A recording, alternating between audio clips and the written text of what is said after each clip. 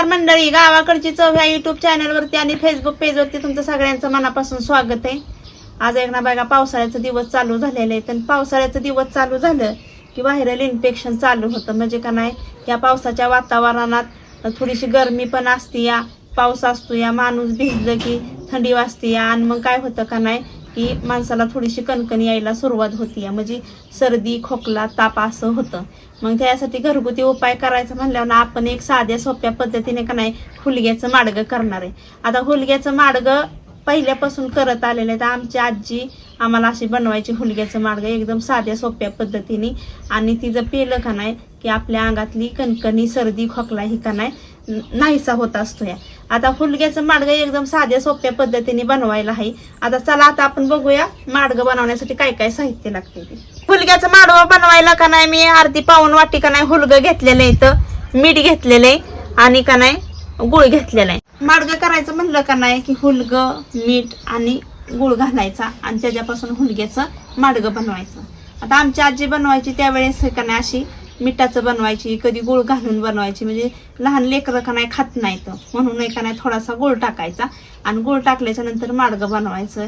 आपल्या शरीरातली का नाही कणकणी दूर होती त्याच्यामुळं, आणि आपल्या शरीरात जे अशक्तपणा आलेला असतो का नाही की अशक्तपणा भरून काढण्याचं काम हे हुलग्याचं माडगं करत असतं. तर सगळ्यात अगोदर आहे ना आपण चूल पेटून ही हुलगं चांगलं आपल्याला भाजून घ्यायचं. चूल पेटून आपली झालेली पातेलं गरम करायला ठेवलेली आणि जी हुलगं जे घेतलेलं आहेत ना निवडून स्वच्छ करून घेतलेलं इथं. आता सगळ्यात अगोदर ही हुलगं आपल्याला भाजून घ्यायची.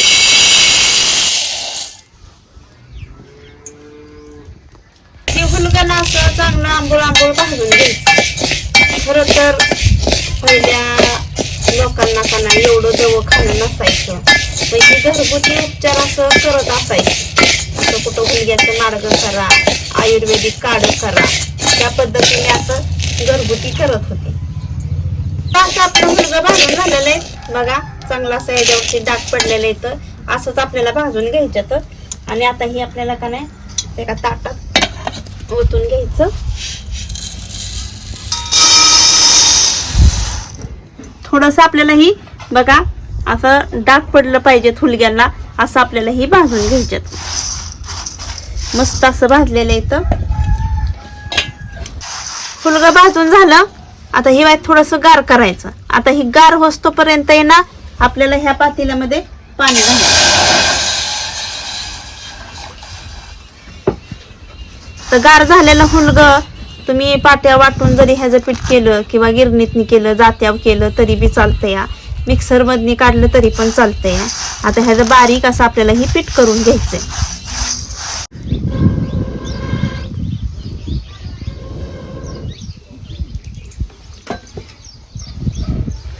पाणी उकळायला ठेवलेले. आता ही ना मी मिक्सर मधनी बारीक करून घेतलेले बघा हुलग्याचं पीठ. या पद्धतीने आपल्याला घ्यायचंय.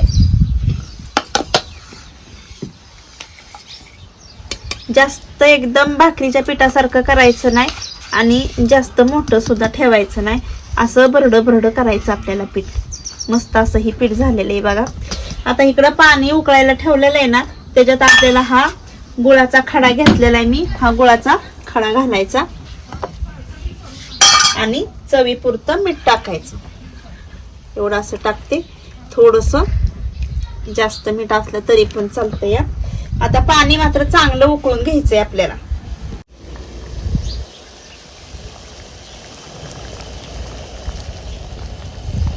असं आपलं ही पाणी उकळलेलं आहे. त्यातला गुळ सुद्धा सगळा इरगुळून गेलेला आहे बघा. चांगली अशी पाण्याला उकळी फुटलेली. आता ही आपण हुलग्याचं जे पीठ केलंय ना ह्याच्यामध्ये का नाही गरगुटून घ्यायचं आपल्याला. ही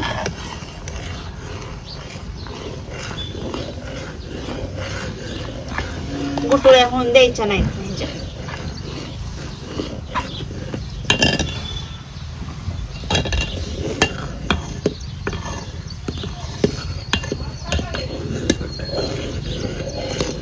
पीठ आपलं बघा असं ह्या पद्धतीने गरगुटून घ्यायचं. ह्याच्यात गुटुळ्या मात्र होऊन द्यायच्या नाही, तर गुटुळ्या मोडून घ्यायच्या. हुलग्याचं पीठ बघा गरगुटून झालेलं आहे माझं. हा बघा एकदम असं पाण्यावानी करायचं. हे जास्त घट्ट करायचं नाही. एखादी जर गुटुळी असेल तर ही असं पळीने हलवून हलवून ही मोडून घ्यायची. आता ह्याला चांगलं रटा उकळी येऊन द्यायची आणि खाली घ्यायचं. एक अर्धी कुटुळी राहतीच अशी. चांगला जाळ घालते आणि माहीत उकळी फोडते अजून. ह्याला चांगली अशी उकळी फुटलेली आपल्या ह्या माडग्याला अशी साय आलं पाहिजे. ही माडगं करत असताना आपल्याला चांगला आता रटा आपलं हे शिजलेलं आहे बघा. आता खाली उतरून घेते, पातीला खाली उतरून घेते. मस्तच माडग्याचा वास चांगला सुटलेला आहे आणि चांगला असं घट्ट नाही पातळ नाही, मध्यम असं झालेलं आहे बघा. याचं माडगं आपलं तयार झालेलं आहे. आता ह्या डिसातनी घेते. आता आमच्या सगळीच गोळा झालेली इथं सगळ्यांना देते. सर्दी खोकल्याला बघा ही एक नंबर असतं या.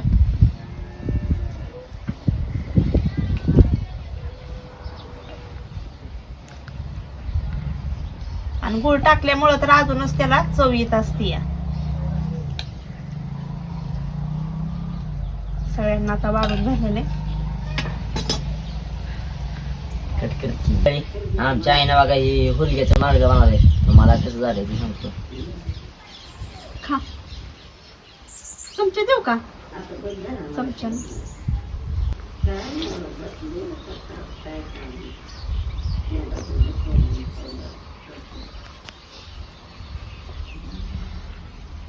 झाले. चांगलं झालंय. खरं तर ही हुलग्याचं माडगं आहे ना फक्त मिठाचं करतात, पण आपली लहान लेकरं खात नसतात ना त्याच्यामुळं गुळ टाकायचा. थोडस खारटपणा असला ना ह्याला तरी बी चालतो या. असल्या पावसाच्या वातावरणात का नाही आवर्जून असं का नाही हुलग्याचं माडगं करून खावावं.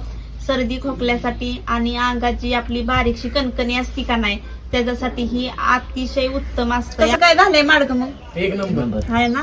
चला मंडळी, आजचा जर व्हिडिओ तुम्हाला आवडला असेल तर आमच्या व्हिडिओला लाईक करा, शेअर करा, सबस्क्राईब करा आणि साध्या सोप्या पद्धतीने हुलग्याचं माडगं बनवलंय का नाही हे कसं काय झालंय ही कमेंट मध्ये कळवायला नक्कीच विसरू नका. चला भेटूया पुढल्या रेसिपी मध्ये एक नवीन पदार्थ घेऊन. तोपर्यंत धन्यवाद.